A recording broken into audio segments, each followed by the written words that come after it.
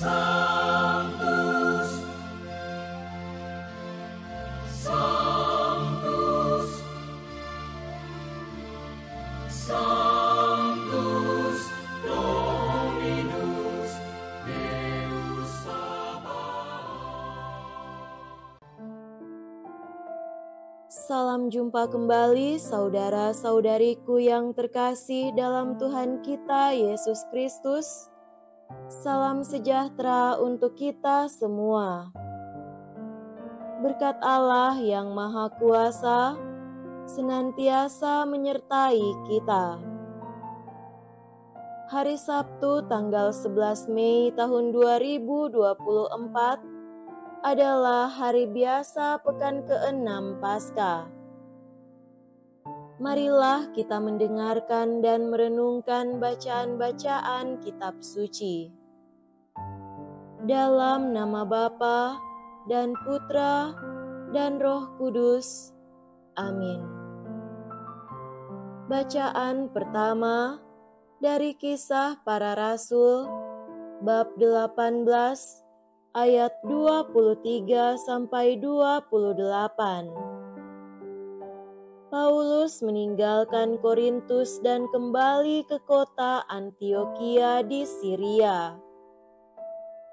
Setelah beberapa hari lamanya tinggal di Antiokhia, ia berangkat dan menjelajahi seluruh tanah Galatia dan Frigia untuk meneguhkan hati semua murid. Sementara itu datanglah ke Efesus seorang Yahudi bernama Apolos yang berasal dari kota Alexandria. Ia seorang yang fasih berbicara dan sangat mahir dalam soal-soal kitab suci.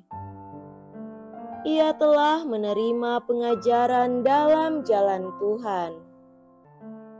Dengan bersemangat ia berbicara dan dengan teliti ia mengajar tentang Yesus. Tetapi ia hanya mengetahui baptisan Yohanes. Ia mulai mengajar dengan berani di rumah ibadat. Setelah Priskila dan Aquila mendengarnya, mereka membawa Apolos ke rumah mereka dan dengan teliti menjelaskan kepadanya jalan Tuhan. Karena Apolos ingin menyeberang ke daerah Akaya, saudara-saudara di Efesus mengirim surat kepada murid-murid di situ supaya mereka menyambut dia.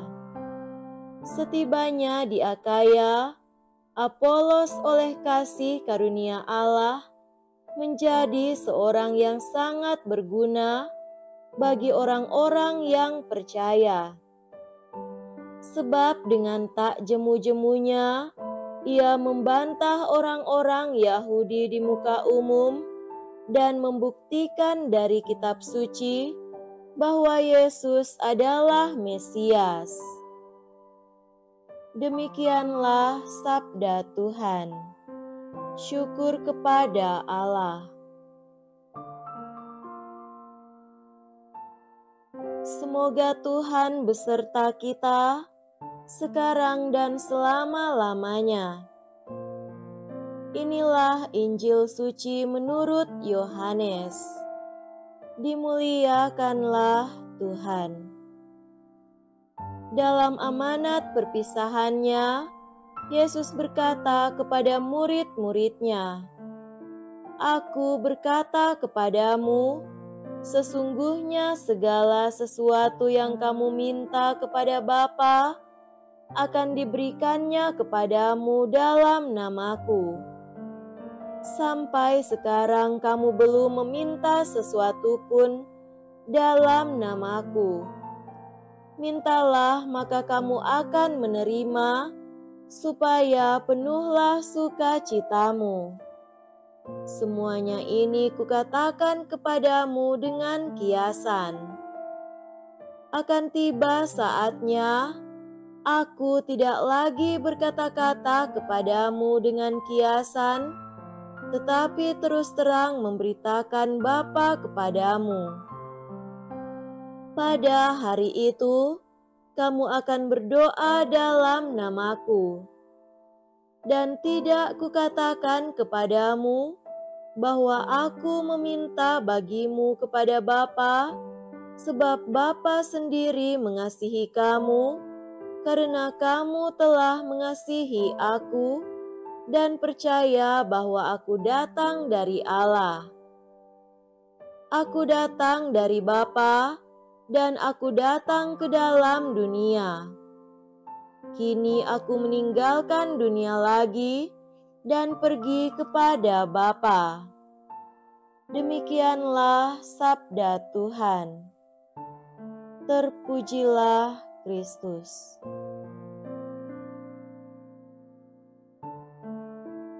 Saudara-saudariku yang terkasih dalam Tuhan kita Yesus Kristus, tema renungan kita pada hari ini adalah memohon kepada Bapa.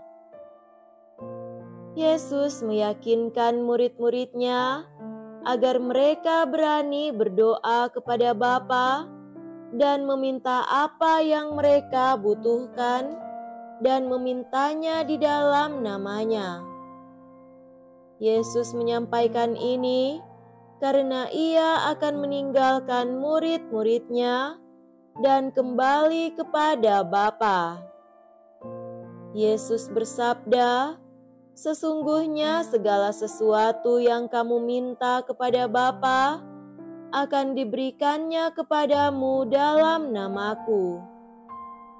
Mintalah maka kamu akan menerima, supaya penuhlah sukacitamu."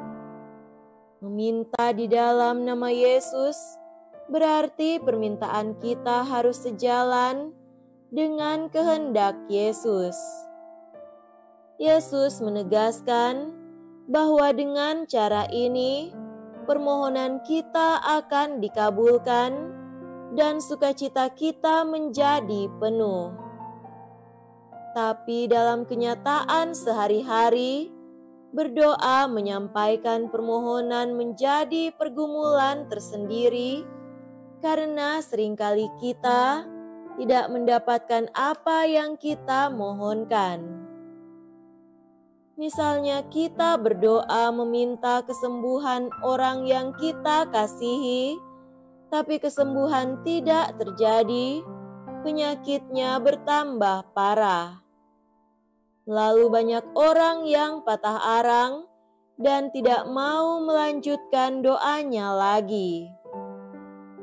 Namun demikian, Yesus tetap mendorong kita untuk tetap berani berdoa dan meminta di dalam namanya. Dan Dia katakan, karena setiap orang yang meminta akan menerima. Saudara-saudariku yang terkasih, dalam hal ini Yesus mau mengatakan bahwa jika kita meminta dengan penuh iman di dalam namanya, pastilah kita akan menerima, walaupun apa yang kita terima tidak dalam bentuk seperti yang kita inginkan atau bayangkan. Jika Yesus bersabda dan berjanji, maka Ia pasti akan menepati janji tersebut. Kitalah yang perlu belajar mengimani dan memberikan kesempatan kepada Tuhan untuk memenuhi apa yang kita doakan untuk kehidupan kita. Hendaknya kita percaya bahwa setiap kali kita menyampaikan doa permohonan dengan sepenuh hati di dalam namanya, kita seakan membuat ruang khusus di dalam hidup kita, di mana Tuhan bekerja untuk mendatangkan kebaikan dan keselamatan bagi kita. Lewat ajaran tentang doa ini, Yesus mau mengajak kita untuk senantiasa menyatukan diri kita dengan Dia dan mengandalkan Dia. Setiap doa yang dibawakan dengan iman dan percaya tidak akan pernah sia-sia. Semoga demikian. Amin. Dalam nama Bapa dan Putra dan Roh Kudus.